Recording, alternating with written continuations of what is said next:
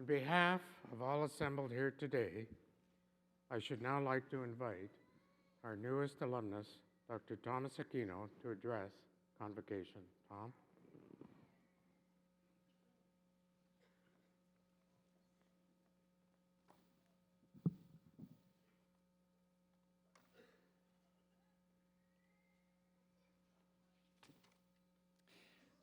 Chancellor Rotman, President Chakma, faculty members, newly minted graduates of Western, families, and friends. When I received word that I was to be honored at this convocation, it came as a great surprise. Now, as you know, surprises can be good or bad. But a good surprise, my father always used to say to me, is to be savored.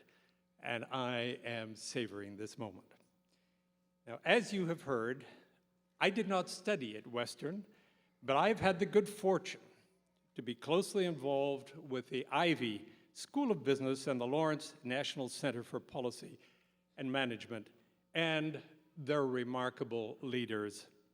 Ivey's Bob Kennedy and his predecessor, Carol Stephenson, and now Paul Booth at the Lawrence Center, and his predecessor, the irrepressible Diane Cunningham. Add to that the luster of Chancellor Rotman and President Chakma, and you can see how it is that gifted leaders attract gifted students.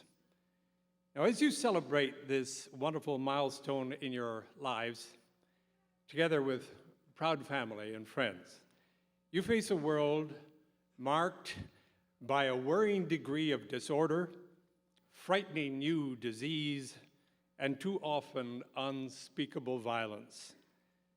The way ahead is obscure, it's tangled in complexity, and fraught with danger. And yes, as a people, we will be tested by those who would do us harm. I dare say the events in Ottawa this week and in Quebec the week before will remain long etched in our minds.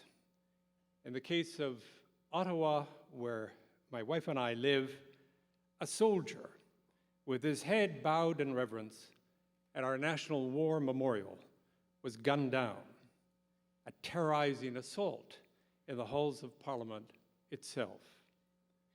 But our world, I truly believe, is one of unparalleled promise and opportunity for you.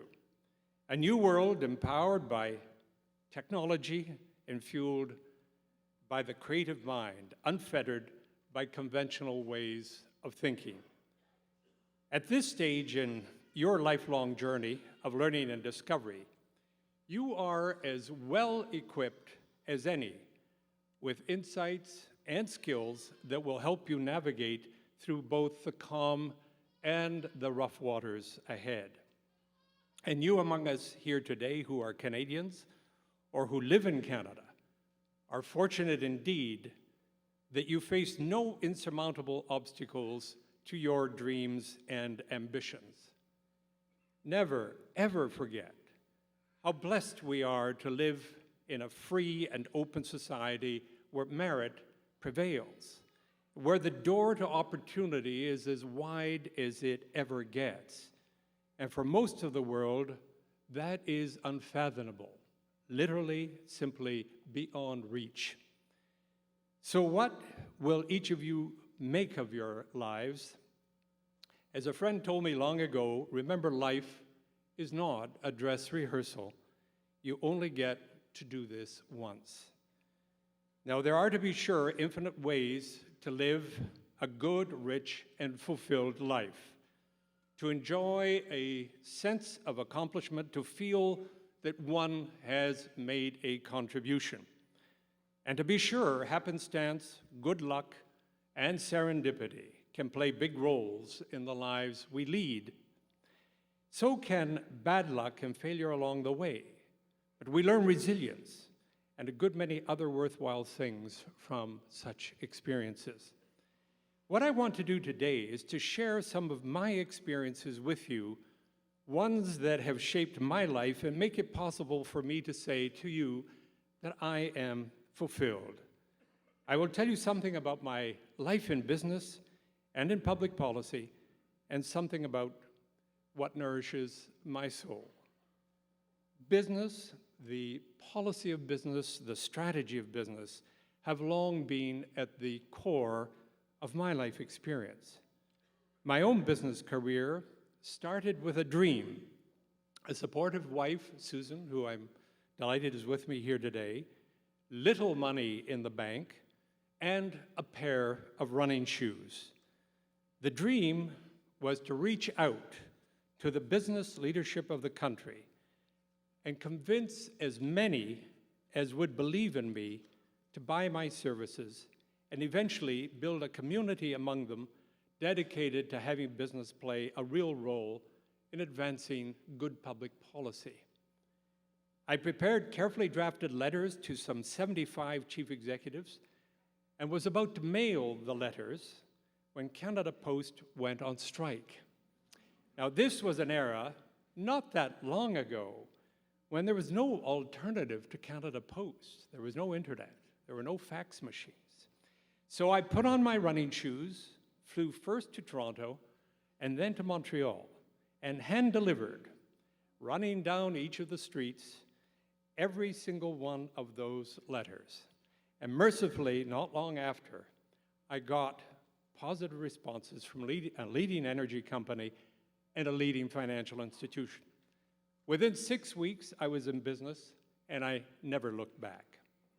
Now, one of my clients in those early days was the newly created Business Council on National Issues, an organization that brought together, for the first time, Canada's most influential chief executives. One day, rather cheekily, I sent the BCNI a missive suggesting that it was a sleeping Leviathan. I was summoned to explain myself, and I did so with all the self-confidence that I could muster. I made the case that the era of cozy personal access to the Prime Minister, to ministers, that eventually business leaders enjoyed was rapidly coming to an end, and that business would have to step up to the plate with sound ideas and broader public engagement. Very much expecting to be fired, I was instead asked to become the BCNI's first president.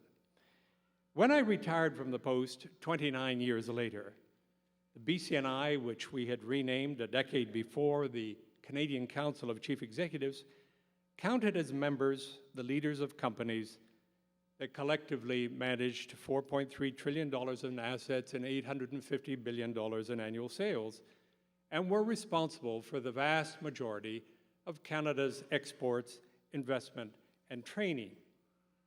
Now, during those exciting and eventful years, I had the privilege of working with well over 1,000 chief executives directly, as well as with our country's most gifted entrepreneurs.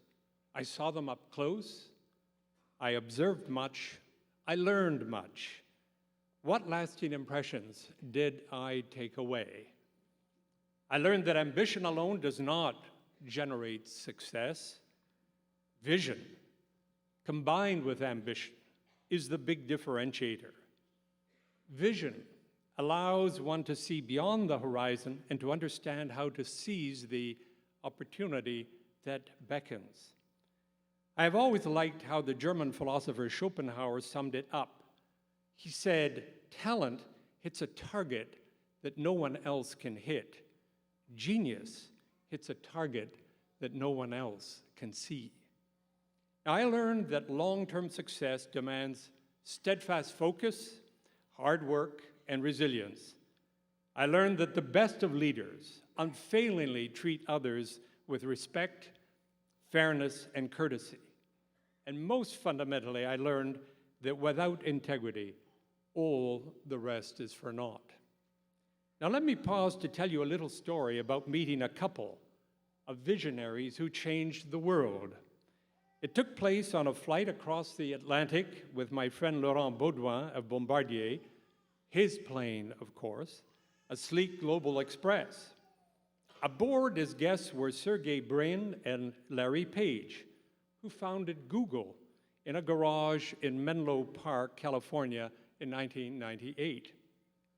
I listened with fascination, but I must admit with not much comprehension, to the dreams and visions of these two young men who certainly knew that they were onto something big, very big, but otherwise were not very worldly. With their initial public offering that followed in 2004, they did indeed go on to change the world, and today they sit at the summit of one of the world's largest and most successful corporations. Of all I learned from my business experience, one fact really hits home. It speaks admirably of Canada's culture of opportunity. The vast majority of Canada's business leaders reached the top through the dint of their own efforts. And let me illustrate this by mentioning some of our most outstanding entrepreneurs, those who built their businesses from the ground up.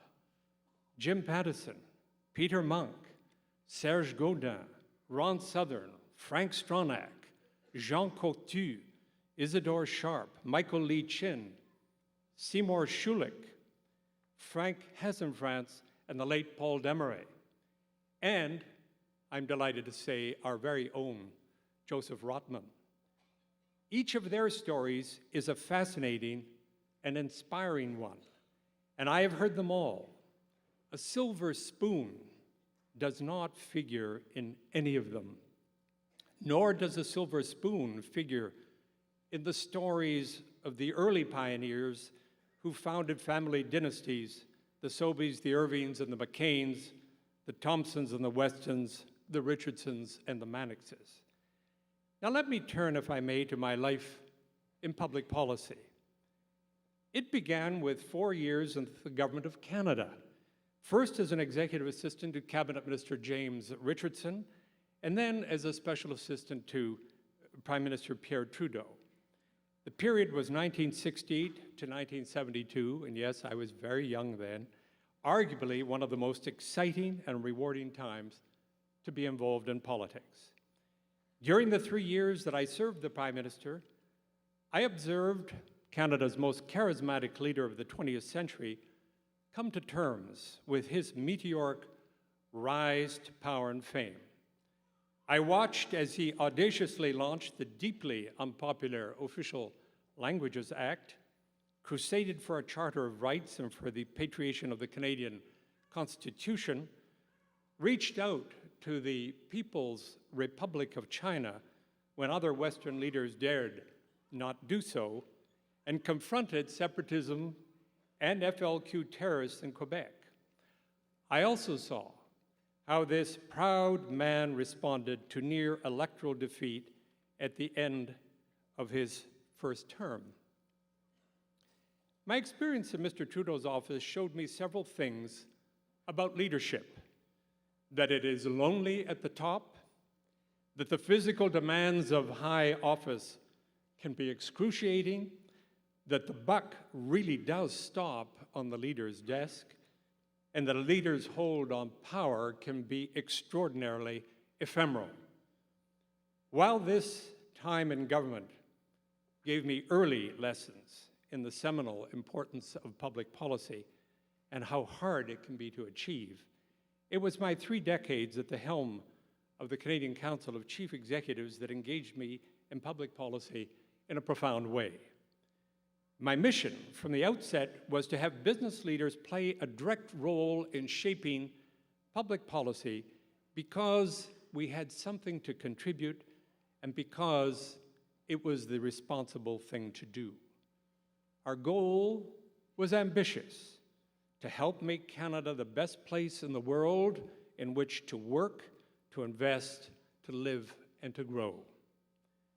Beyond our borders, our goal was equally ambitious: to play a leading role in making free trade happen in North America, to reach out to China and India and other countries of the Pacific, and to conduct Canadian business diplomacy in a manner not previously known in Canada. I can tell you that our vision and ambition made a difference. We engaged in an impassionate battle to fight inflation and ruinous deficits. We helped the government adopt the new goods and services tax against seemingly impossible odds. We drafted the text for modern legislation on competition policy. We brokered private sector consensus on national energy policy. We promoted Canadian leadership in healthcare, education, the environment, and the reform of corporate governance. We took an active part in the constitutional debates about Canada's future. In the international arena, we played a decisive role in advancing first the Canada-United States and then the North American Free Trade Agreements. And we were pioneers when we took the first ever CEO missions to China and to India. Throughout these years, I had the great privilege of working with no less than 8 prime ministers, leaders of opposition, and with a great number of premiers. Partisanship was never an issue. It was really all about good public policy, and respect and courtesy marked every single one of these relationships, and it was mutual. Now, my purpose in telling you these stories is not to boast about our achievements, though I certainly am proud of them. My purpose is to emphasize that working for and contributing to the public good carries with it immense rewards for oneself, surely, but more importantly, for our children and grandchildren, and for the country as a whole.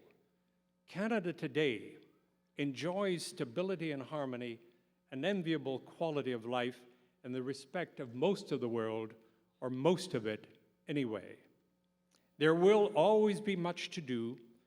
For example, we need only look at the sterile acrimony that has come to characterize our House of Commons.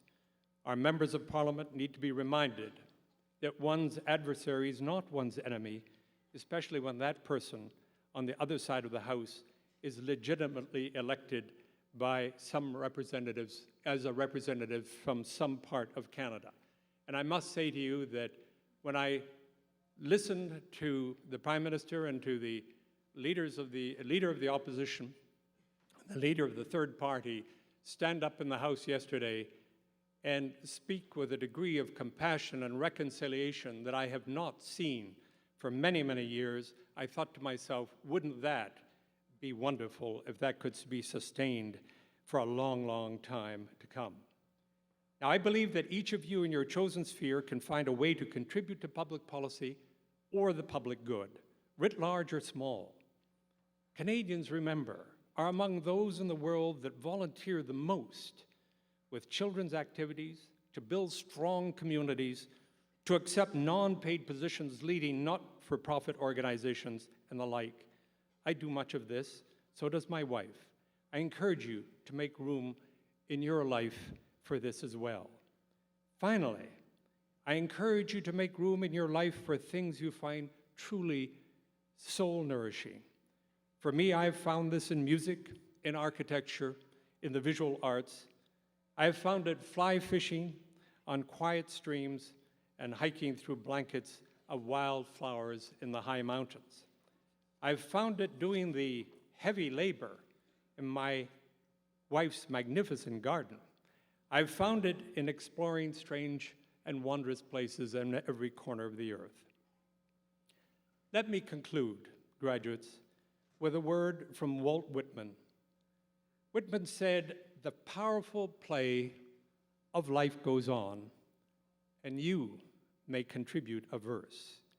I challenge you to consider on this very, very special day, what verse will you contribute?